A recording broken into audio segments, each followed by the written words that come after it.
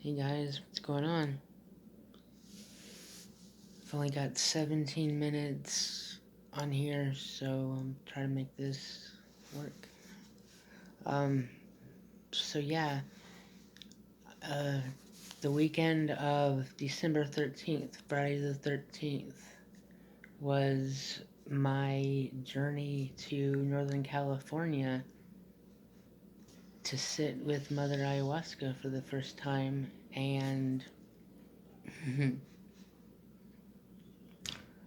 I flew into San Francisco Airport from Las Vegas, and a guy named Ben picked me up from the airport. You know, he was really super nice, but he didn't have to do that. You know, I was a stranger, but he did because that's what good people do. And um, so we went to we drove. It's like a 2.5 hour drive. Well, he drove, and got there and I started meeting people. I met Judy, the lady that owned the cabin. The hostess for the weekend. She was super sweet. I met Chance and Kendi, the shamans, and they were super super sweet. They they were great. Um, then I met the others that were there. You know, we all bonded really really well over the weekend, and just so many synchronicities. That first night, though, it was a 3 night thing. I only did the first 2 nights. I'll get to why I didn't do the third night. The first night, we started, I got to try hape, where they blow the tobacco up your nose and it opens up your third eye chakra and it helps you receive the medicine easier.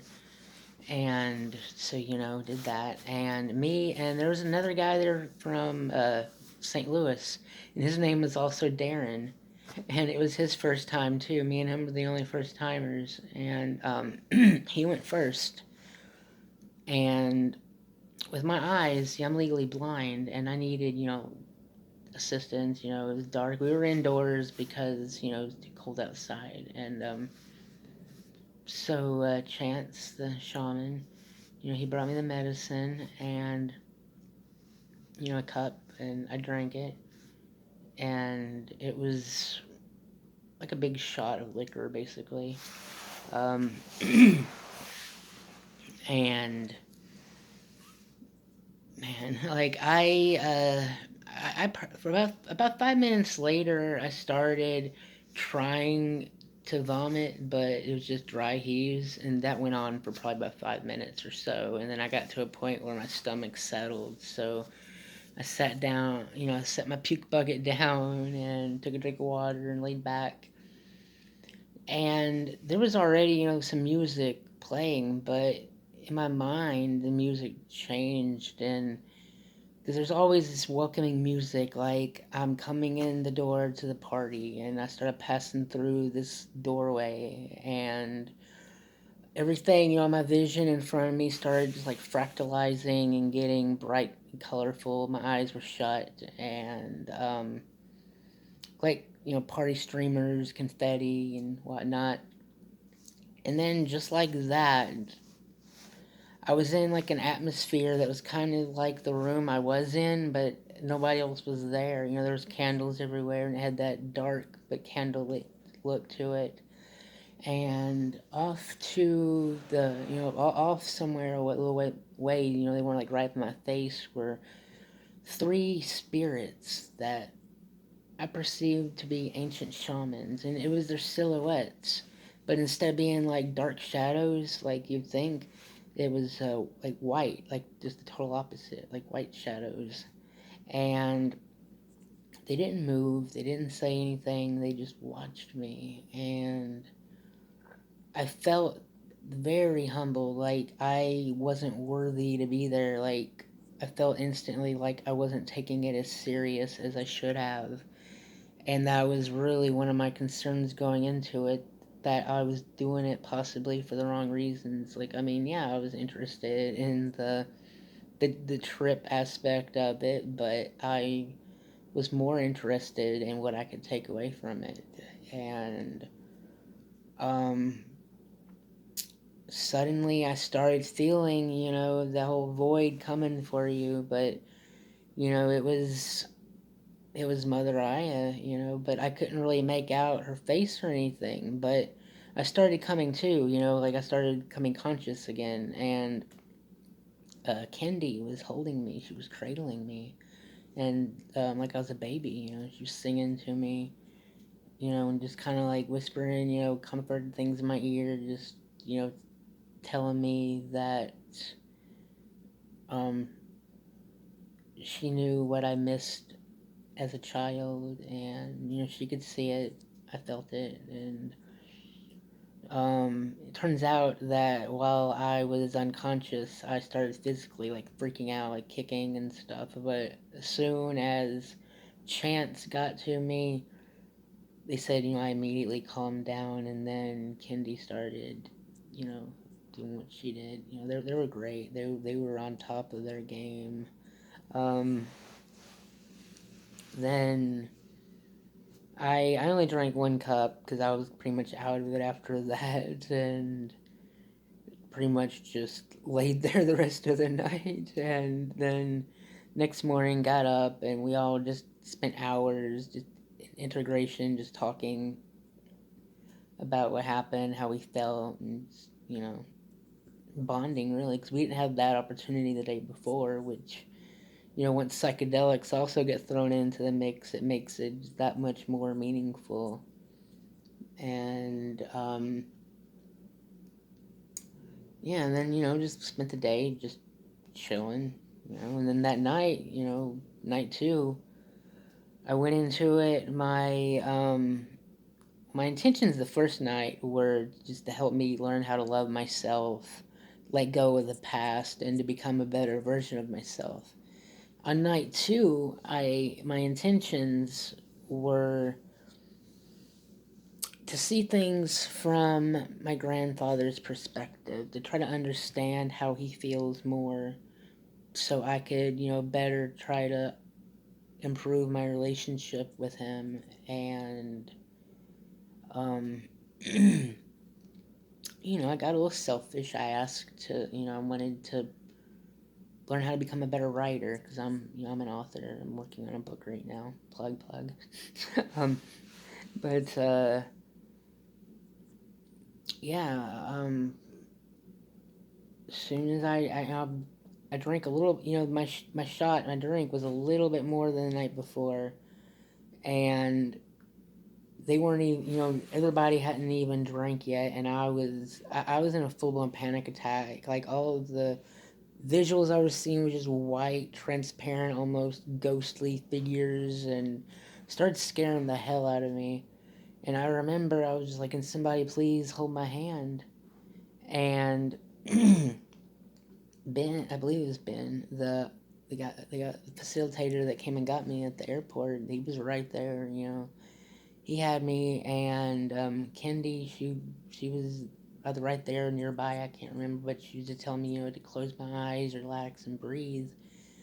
And I did. I was still freaking out, like, but I went out again, and I'd had a night of just crippling, just ripping me apart. Or not really ripping me apart, but just I got to see what it was like to feel, old, like knowing that you don't have much time left, and discovering the true fear in that.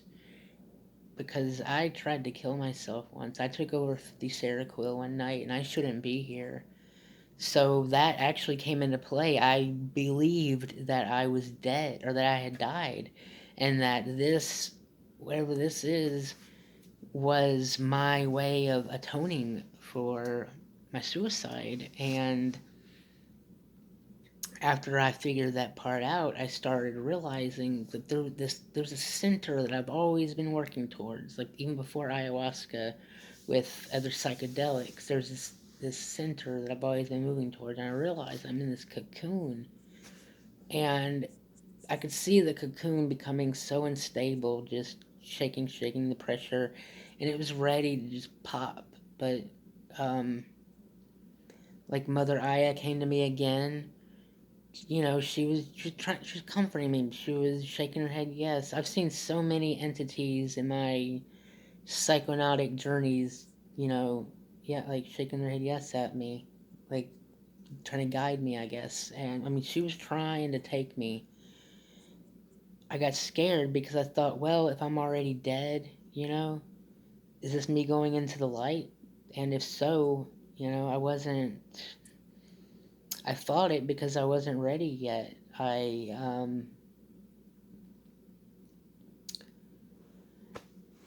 felt like even if I am dead, even if this is like limbo or something, I don't know. I felt like I still had something else left to accomplish, but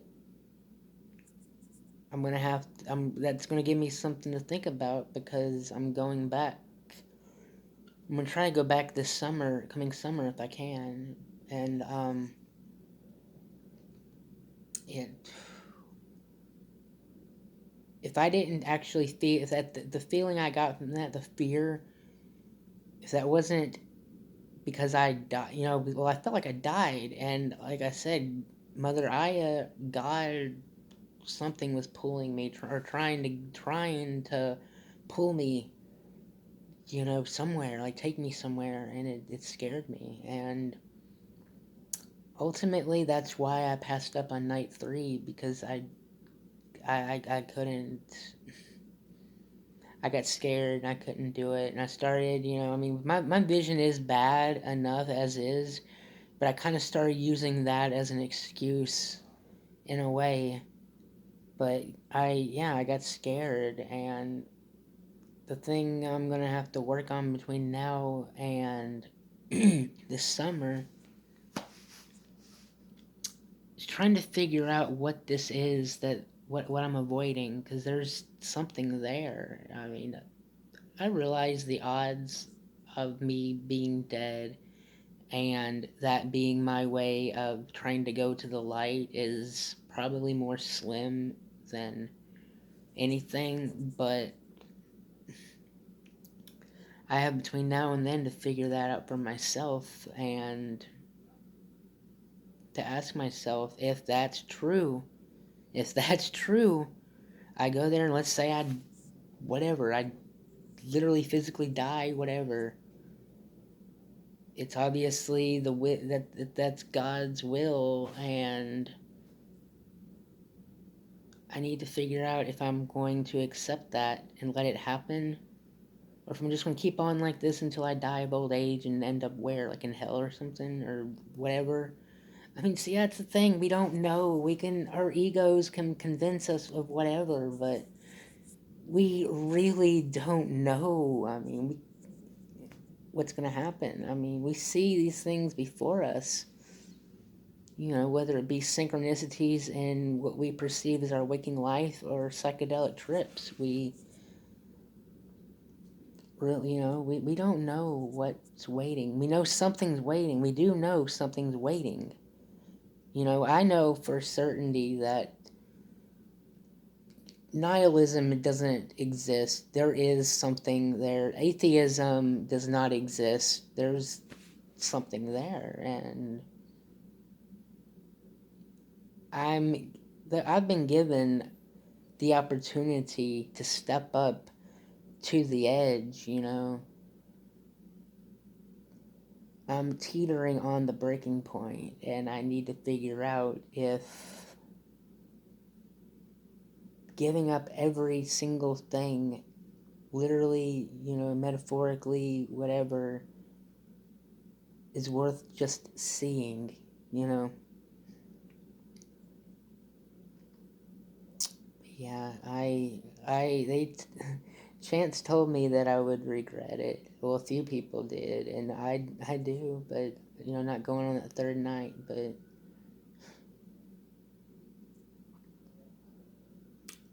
because I regret it, that tells me that I am ready. I just need to figure that out for myself. Anyway, you know, thank you for watching. That was my first experience with ayahuasca, and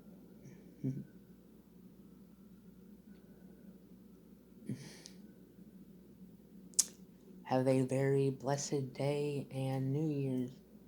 Peace, love, bliss, my friends.